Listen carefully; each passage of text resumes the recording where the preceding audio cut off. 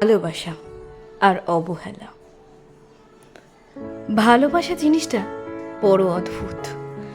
ভালোবাসায় নাকি কষ্ট আছে, অনেক বেদনা। সেই ভয়ে অনেক মানুষ ভালোবাসতেই চায় না, প্রেমে পড়তে চায় না। কিন্তু এইভাবে তো মনকে আটকে রাখা যায় না। হঠাৎ করে মনের অজান্তে কখন জানি না কাউকে ভালোবেসে ফেলে, প্রেমে পড়ে যায়। বুঝতেই পারে না যে মনের অজান্তে মন কতটা তাকে দিয়ে বসেছে।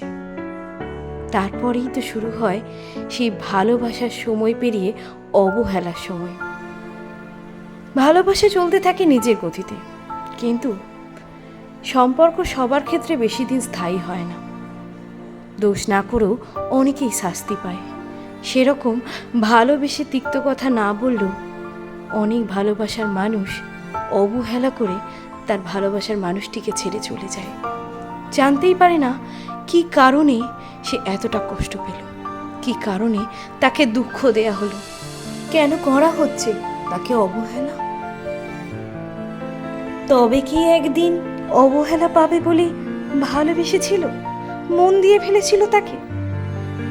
জানে না সে শুধু বুঝতে পারে নিজের ব্যর্থতা, বুঝতে পারে সে ভুল করে ভুল মানুষকে ভালোবেসে ফেলেছিল, বুঝতে পারে যে তার ভালোবাসার যোগ্য সেই মানুষটাই নয়।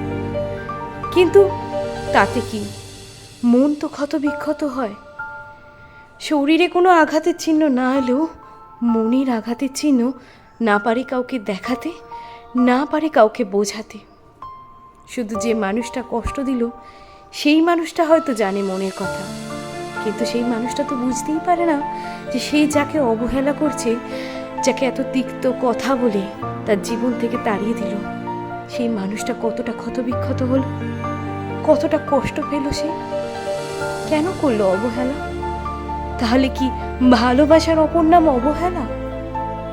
ভালোবাসলেই কি দুঃখ পেতে হয়?